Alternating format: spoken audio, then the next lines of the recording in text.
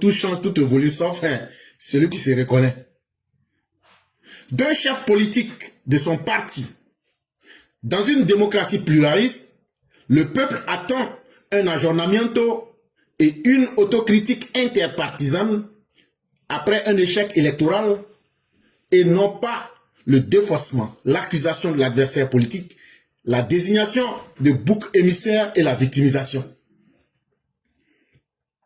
Quand tu dis que tu es un vrai chef politique et que tu es quelqu'un, tu es un vrai politicien là, et que toi là, il n'y a pas quelqu'un pour toi là, la première chose que tu dois être capable de faire là, quand tu vas à une élection et que tu n'es pas le seul là, et puis tu vas à cette élection et puis tu perds, on te bat dans ces élections, la première chose que tu dois faire là, tu dois te regarder, tu juges tes adversaires et puis tu regardes la position du peuple et puis tu te dis, qu'est-ce qui a fait que j'ai échoué?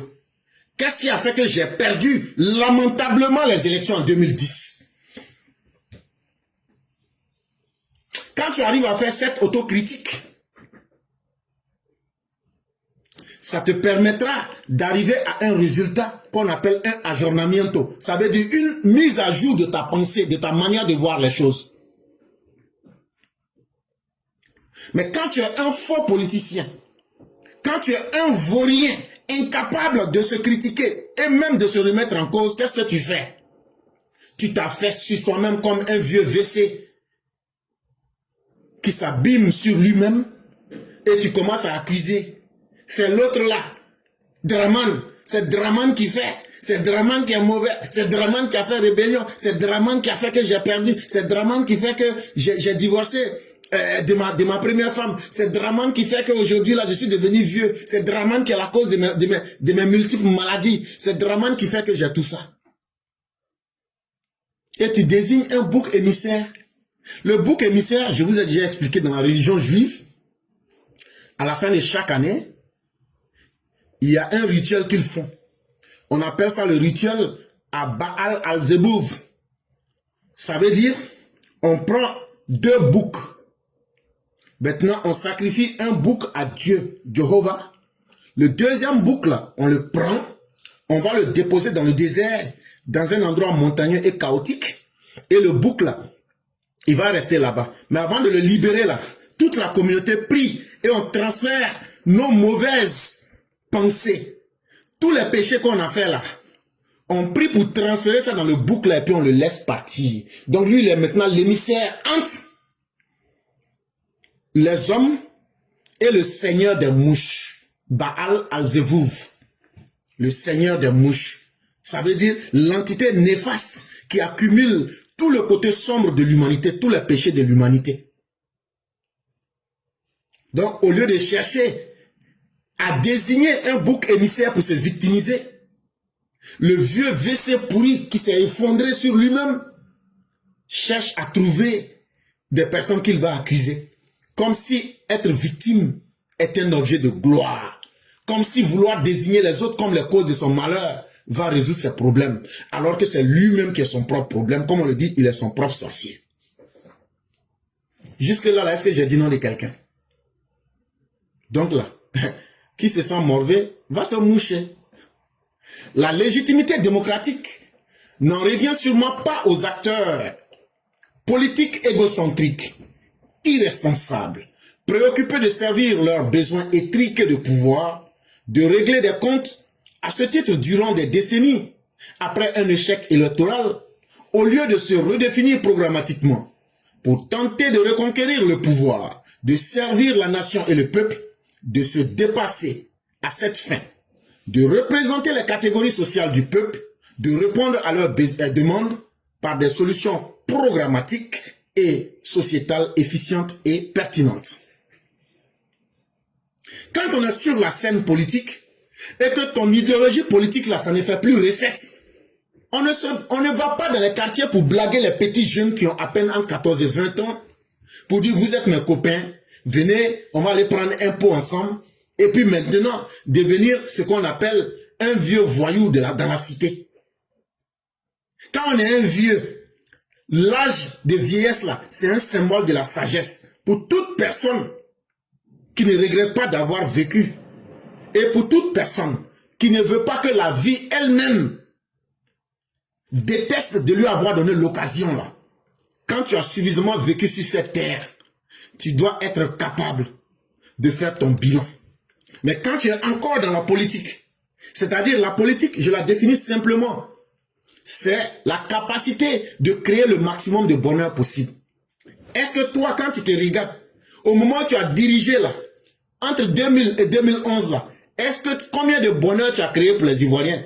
À part que leur servir du malheur, à part que leur servir ton irresponsabilité, à part que leur servir ton orgueil mal placé, à part que leur servir les détournements de fonds, à part que leur servir ta prostitution, qu'elle soit verbale, qu'elle soit sexuelle, qu'elle soit idéologique.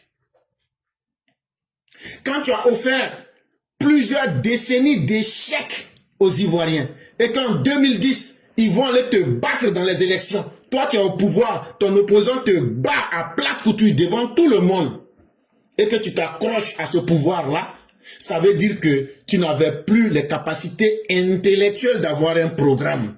Ça veut dire que tout toi et ton groupe-là, vous n'étiez pas capable d'apporter en réalité ce que les Ivoiriens voulaient. Si les Ivoiriens t'aimaient ou bien te voulaient là, ils n'allaient pas t'accorder l'échec qu'ils t'ont accordé dans les urnes. Ils n'allaient pas te vomir comme ils l'ont fait en 2010. C'est parce que tu ne valais rien. Tu n'avais aucun programme. Tu as ouvert ta bouche pour nous dire, si vous me votez, c'est là que je vais vous donner mon programme. Tu penses que les Ivoiriens boivent l'eau dans leurs oreilles? Votez-moi d'abord. Tu as déjà fait 10 ans, tu n'as rien fait. On dit, il faut faire programme. Non, votez-moi. Quand vous allez finir de me voter, c'est là que je vais vous montrer le programme.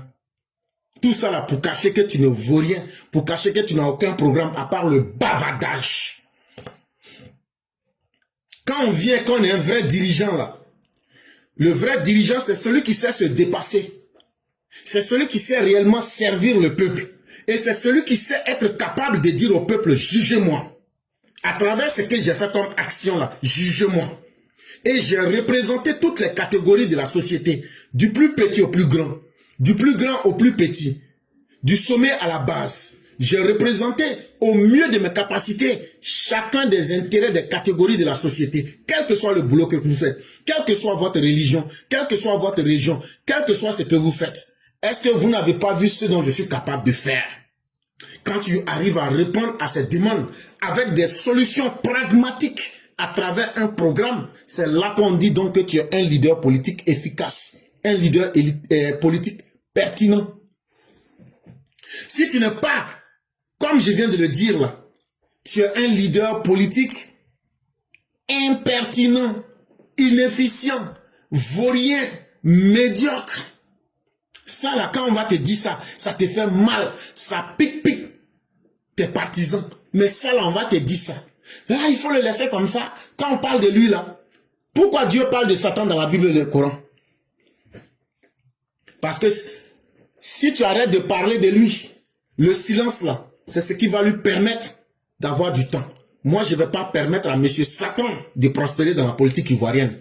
Je vais le dépiécer devant tout le monde. Et je vais continuer, même si tout le monde doit quitter sur la plateforme là. Chaque matin, quand je vais me réveiller là, Luo, Chaka Djan, tous les malfaiteurs de la Côte d'Ivoire là, je vais continuer à les mettre à pilori.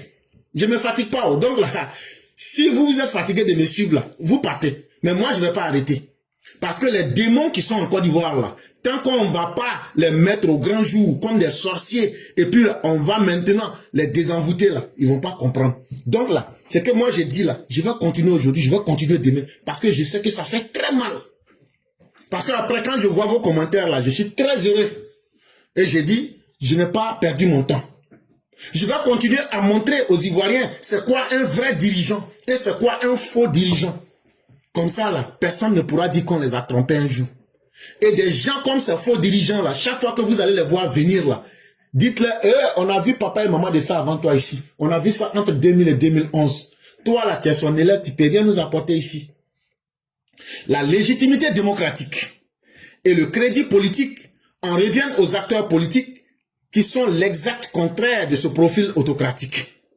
Au lieu de chercher à être un homme qui va inspirer et imposer le respect, le dictateur non assagi, aux mains pleines de sang Et à la conscience lourde, ça mène encore celui-là même qui est le seigneur des mouches, Baal al-Zeboub, qu'on appelle Belzébuth.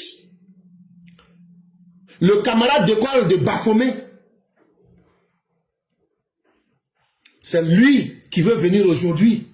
Parce que Baphomet, c'est le seigneur de la suggestion.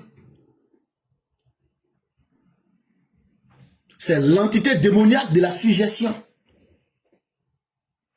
Non seulement toi, tu es le seigneur de la pourriture, mais encore, tu t'en vas t'associer avec une dame qui est elle-même Baphomet en personne. Parce que Baphomet est hermaphrodite. Quand tu regardes son visage, c'est visage d'homme, mais c'est poitrine de femme. Et en même temps, il y a le bras droit avec l'index droit qui va en haut et puis l'index gauche qui va en bas. Comme ce qui est en haut est en bas. C'est ça qui est à côté. Ce que vous voyez comme femme là, c'est Baphomet. Donc là, imaginez-vous deux entités démoniaques qui s'associent. Belzébuth et Baphomet. Ça donne le chaos. Ça donne la manifestation exacte du chaos cosmique. Et c'est ce que toi, ta vie est devenue. Et ça va te faire mal. Mais on va te dire ça 1001 fois. Tu as été un malheur pour les Ivoiriens. Tu as été une honte pour les Ivoiriens. Tu as été source même du désespoir pour les Ivoiriens. Aujourd'hui, les Ivoiriens souhaitent ta mort pour qu'ils t'oublient. Ça là, on va te dire ça. Parce que tu nous as fait du mal. Et tu ne t'es pas repenti. Même Dieu lui-même là, tu dégoûtes au bon Dieu. Le Satan lui-même là, il a honte de toi. Parce qu'il t'a envoyé, mais il t'a pas demandé d'aller jusqu'à ce point. Il t'a envoyé, mais il t'a pas dit de corrompre ton âme à la damnation éternelle, à la malédiction éternelle. Ce que je dis, beaucoup ne me comprennent pas. Mais je suis en train de vous dire les noms des démons qu'il adore. Les noms que je prends, ne pensez pas que c'est un amusement. Ceux qui sont dans la mystique comprennent bien ce que je dis, au-delà des mots que je vance là. Je sais très bien de quoi je parle. Hein. Je ne parle pas simplement de politique. J'explique des choses de façon cachée pour dire voilà les démons qu'il adore. Quand je parle de Baal al-Zeboub ou même Belzébuth ou bien de Baphomet ou autre là, ce sont des entités qu'il adore. Aujourd'hui là, ton âme est compromise et tu veux maintenant prendre la Côte d'Ivoire pour tirer la Côte d'Ivoire avec toi dans l'enfer. Tu iras seul dans ton enfer et tu vas avoir la malédiction éternelle sur toi seul. Mais les fils et les filles de la Côte d'Ivoire vont vivre après toi. Parce qu'on ne t'a pas obligé. C'est toi-même là, tu t'es laissé conduire par tes suggestions pour en arriver à ce mal-là. Aujourd'hui, quand tu vois des politiciens qui sont ton opposé contraire, qui sont ton parfait contraire, ça te fait mal. Pourquoi eux, ils arrivent à réussir? Pourquoi des millions d'Ivoiriens aiment aujourd'hui Dramane? Pourquoi Dramane réussit? Pourquoi Dramane, je ne suis pas fort comme lui? Mais c'est parce que tu as décidé d'aller être le seigneur des mouches. Tu as décidé d'être le seigneur du pourrissement. Tu as accepté d'être l'élément du bourdonnement. Toujours on entend en train de bourdonner, c'est toi qui as quelque chose à dire. Là où on te dit qu'il faut faire quelque chose. C'est un choix que tu as fait. Il y a Dieu et il y a Satan. On ne peut pas adorer deux divinités. Donc toi, avec ton parti de la porcherie là, vous allez demeurer ce que vous avez toujours été. Des anti-modèles. Des modèles de la honte politique en Afrique. Et vous allez rester dans votre désespoir. Et vous serez les repoussoirs et les épouvantails de l'histoire. Personne ne voudra de vous. Parce que votre puanteur, vos odeurs putrides, le pourrissement que vous avez créé, fait honte à toute personne qui a un minimum de bonne moralité. Donc quand on va te dire ça, ça va te faire mal 1000 fois. Mais nous, là, on va piquer dedans 1000 fois. Parce que c'est nous qui avons subi le mal. On va enseigner nos enfants en leur disant de s'en méfier.